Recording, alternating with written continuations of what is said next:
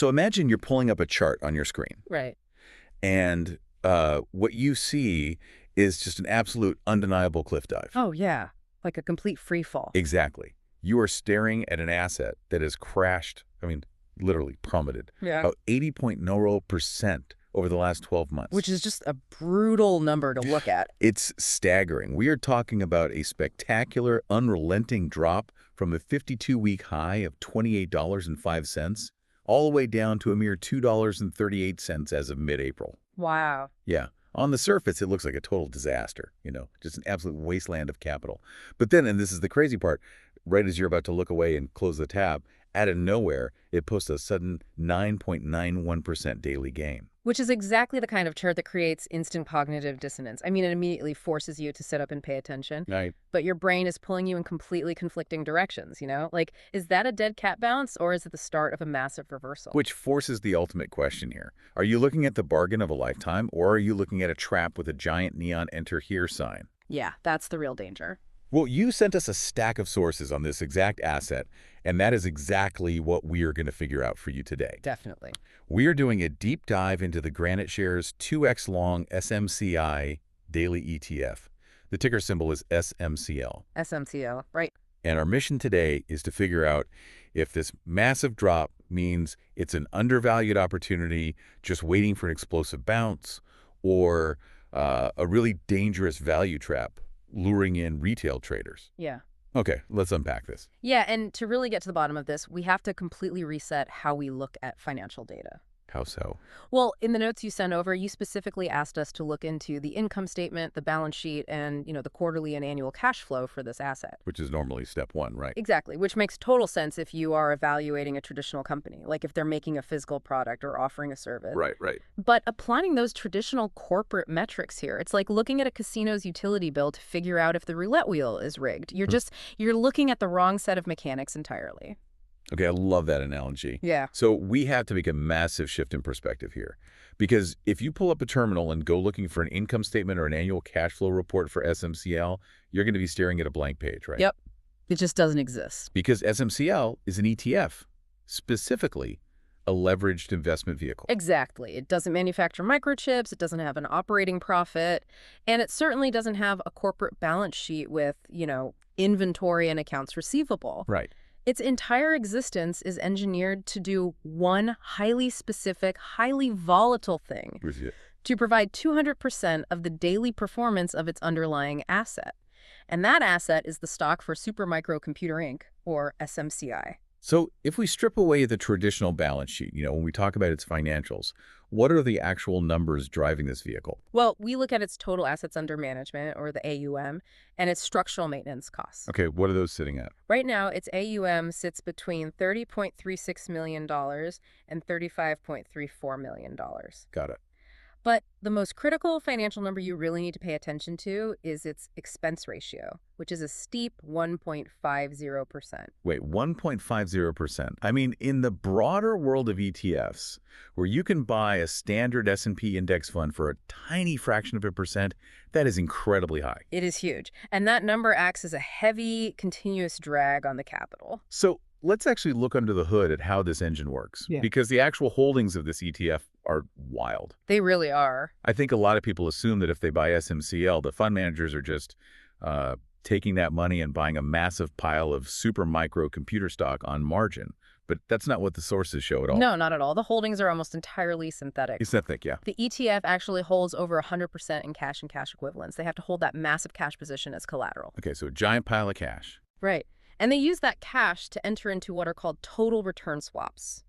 These are complex, bespoke financial contracts negotiated over the counter with major counterparties. We're talking massive global investment banks, right? Exactly. Places like Barclays, Goldman Sachs, and Morgan Stanley. So GraniteShares isn't buying SMCI stock at all.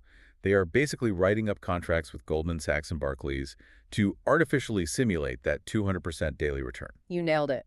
Goldman agrees to pay the ETF if SMCI goes up, and the ETF pays Goldman if SMCI goes down. And currently, the net asset value, the NAV representing the actual worth of those contracts in the cash, is tracking right around $2.06 to $2.18. Yep. And it occasionally trades at a tiny premium on the open market, maybe like 8.46%. It is pure financial engineering. It really is. The major banks take the other side of the trade, and they charge a financing fee for providing that synthetic leverage, which is, partly why that expense ratio we talked about is so high. That makes sense. The fund is perfectly designed to mirror and double the daily price action of the underlying stock. To put this in perspective for you, buying this ETF isn't like buying a piece of a farm and hoping the crops grow over the next 10 years.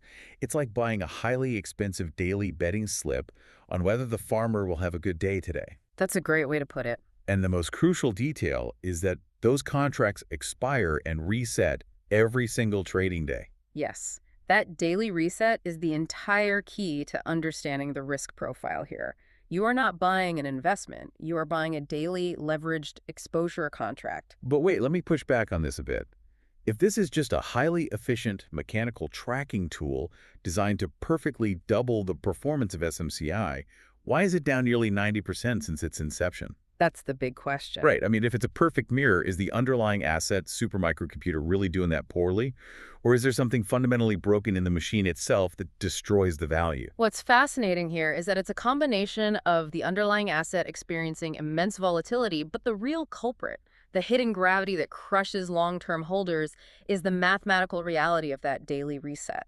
Okay, break that down for us. This brings us directly to the core bearish argument against holding any asset like this. It's a concept called volatility decay. Volatility decay. Yeah. This is basically the monster hiding under the bed for leveraged ETFs. Right. Walk us through the actual math of how this destroys value, because I know it's not intuitive at all. It's not. Let's look at a hypothetical just to make the math super clear. Okay. Imagine the underlying stock, SMCI, starts at $100. Your 2X ETF also starts at $100. Got it. Both at 100. On day one, SMCI drops 10% down to $90. Because your ETF is 2X leveraged, it drops 20%. So your ETF is now worth $80. Okay, that makes sense so far. Double the drop. Right. Now, day two, SMCI needs to go from $90 back to $100 just to break even. That requires an 11.1% gain. Okay. So SMCI has a great day, goes up 11.1%, and is back to $100. It is perfectly flat over the 2 days. It hadn't moved at all from the starting point. Exactly. Now look at your ETF. It provides double that 11.1% gain. So your ETF goes up 22.2% from its new starting point of $80. Oh, wait. Let me do that math. 22.2% of $80. That brings the ETF up to, what, $97.76? Exactly. The underlying asset went absolutely nowhere. It started at $100 and ended at $100. But simply because of the volatility and the daily reset, your leveraged ETF lost over 2% of its value. Wow. Now stretch that math out over weeks, months, or an entire year of choppy sideways trading. Here's where it gets really interesting. It just mathematically bleeds out. It's built into the physics of the asset. Yep. When you combine the mathematical bleed of volatility decay with that steep 1.5% expense ratio dragging on the capital, you just have a guaranteed recipe for severe long-term wealth destruction. Which is exactly why retail traders get slaughtered in these specific instruments. They pull up the chart you mentioned at the beginning, they see a 52-week high of $28.05, Right. and they see the current price at $2.38. Traditional market psychology kicks in, and they think, wow, this is incredibly undervalued. The company just needs a little good news. I'll buy the dip and wait. Yeah, they're looking at the price history as if it's a traditional corporate stock that will eventually revert to a mean or, a fair value based on future earnings. Exactly. But leveraged ETFs don't have PE ratios. They don't have intrinsic valuations. They only know what the daily NAV is today. So, by holding it long-term, waiting for a multi-month bounce, they are fundamentally misunderstanding what they bought. Completely. It's like trying to run up a down escalator. If you sprint, meaning if the underlying stock has a massive multi-day immediate rally, you might get to the top and make a quick profit. Right. But if you just stand still, if the market just chops sideways for a month, that escalator is actively dragging you down to the basement. And worse than that, the escalator actually speeds up the more volatile the underlying asset gets. Yep. The choppier SMCI trades, the faster SMCL decays. Standing still is not neutral. Standing still is actively moving backward. So if the mathematical gravity of this ETF is constantly pulling it downward, how can a trader even tell the difference between a temporary 9% bounce and a legitimate recovery? That's where we have to look at the technicals. Right. We need to know what the current momentum actually looks like on the charts to see if this thing is sprinting or just being dragged into the basement. Well, the technical breakdown right now is just a sea of red. It is brutally, undeniably bearish. Oh, boy. Look at the moving averages, which sort of smooth out that daily volatility to show the real trend. The 50-day simple moving average is sitting all the way up at $4.45. Okay. And the 200-day simple moving average is even higher at $4.68. Wait, with the current price at $2.38, that is a massive gaping gulf. The asset is trapped miles below both its medium-term and long-term trend lines. Exactly. Which means both of those indicators have been flashing strong sell signals for a long time. The long-term trend is overwhelmingly negative. What about the momentum? If we look at the momentum indicators, the MACD is sitting at negative 0.009.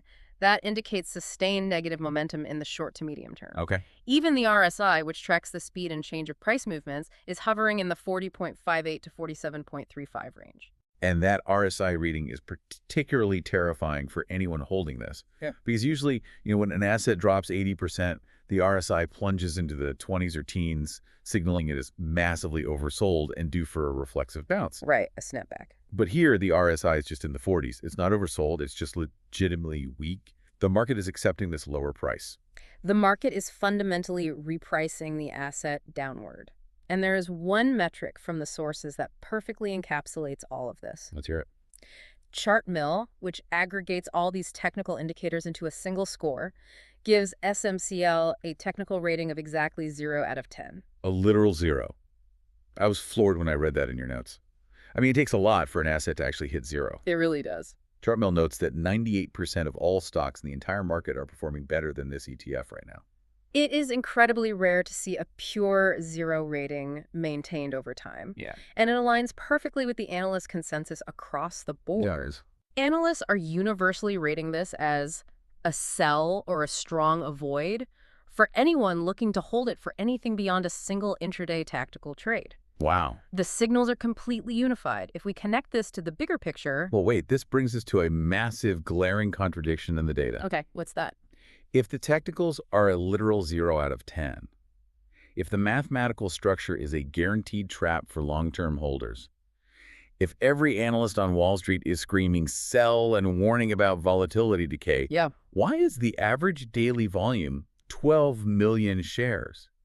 And not only that, the sources show recent volatile sessions where the volume spiked to 41 million, even 58 million shares traded in a single day. That is the million-dollar question. Right. Someone is buying this thing. Tens of millions of shares are changing hands. Who is stepping in front of a falling piano? The order flow data actually paints an incredibly revealing picture of exactly who is buying and, more importantly, where they are buying. Oh, really? Yeah. When we dive into the level 2 data and the volume profiles, we start to see the undeniable fingerprints of smart money. Interesting. The data shows massive concentrated absorption levels right near the critical support zone of $1.29 to $1.50. Okay, unpack absorption for us. What does that actually look like on the tape? Absorption means that as the price bleeds down into that $1.29 to $1.50 channel, there are huge limit orders sitting on the books ready to soak up all the retail selling pressure. Like a sponge. Exactly. Institutional players and high-frequency trading desks are executing massive liquidity sweeps right at the absolute lows. They aren't trying to catch a falling knife. They are placing a net at the bottom and buying millions of shares whenever the price touches that support line. Which effectively creates a temporary floor. That is why $1.52 is listed in the sources as the critical buy support level. Yep, you got it. So the retail trader might be getting trapped buying the dip at $5 or $3, thinking it's undervalued because it used to be $28. Right. But the institutional money is patiently waiting at $1.30 and scooping up tens of millions of shares. But why? If the math guarantees decay, what is the bull case that justifies taking on this much risk for the institutions? That sounds like financial suicide. Well, it would be suicide to hold it. But the bull case for the institutions rests entirely on the explosive potential of that 2x leverage deployed over a tiny time horizon. Oh, okay. You have to remember what the underlying stock SMCI actually is. Supermicrocomputer is a high beta, incredibly volatile player in the AI hardware sector. Very true. It moves fast, and it moves violently based on macro tech news. So if there is an unexpected AI catalyst or, a sudden earnings beat from a competitor that lifts the whole sector, The reaction is multiplied. The best case recovery scenario mapped out in the sources is that an unexpected positive earnings catalyst from SMCI triggers a massive short squeeze in the underlying stock. Wow. Because of the 200% daily leverage built into the swap contracts, if the underlying stock spikes, SMCL could easily see triple-digit percentage gains in a matter of days. That's insane. The smart money isn't buying this to hold in a portfolio for 10 years. They are buying at the absolute bottom of the support range, practicing what analysts call cautious optimism, specifically targeting violent short-term bounces. So they are purely playing the range. They establish positions at the $1.29 to $1.50 support level, and the second it pops, they sell it off as it approaches the strong resistance level, which the sources place up at $4.90. Exactly. That $4.90 mark is the ceiling of the last month's trading range. They are in and they are out. It is a surgical, highly tactical maneuver. It is highly volatile, but highly calculated. They are exploiting the 2x leverage while minimizing the exposure time to the volatility decay. So what does this all mean? Let's bring this all together for you. If you are looking at the GraniteShares 2x Long SMCI Daily ETF, SMCL, you have to fundamentally divorce yourself from the idea of investing in the traditional sense. Throw away the desire to look for an income statement or a balance sheet. It does not have an intrinsic valuation. It is not an undervalued asset just because it used to trade at $28 and is now near $2. It is entirely a synthetic 2x leveraged daily resetting financial instrument. For the long-term holder, the math dictates that it is a pure value trap. If the underlying asset moves sideways or continues its downward trend, the combination of volatility decay and that heavy 1.5% expense ratio will inevitably drag you to the basement. And remember, the technicals are a 0 out of 10. Exactly.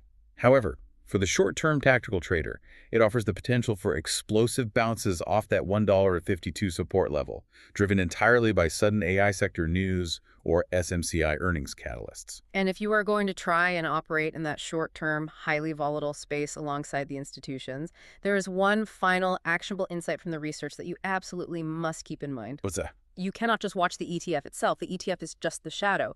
You have to watch the object casting the shadow. The underlying stock. Supermicrocomputer Inc. You must monitor SMCI directly.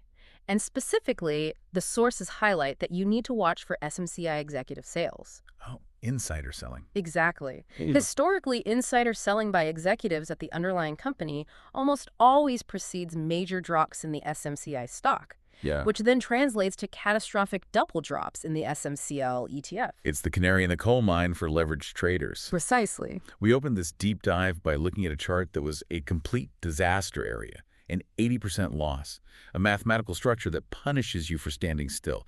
Everything on the surface screams that this is a dangerous trap. Yeah. But right there, hidden in the order flow at the $1.30 support level, the smart money is sweeping up millions and millions of shares, actively stepping in front of the momentum. Which raises an important question as we wrap up today. Lay it on us.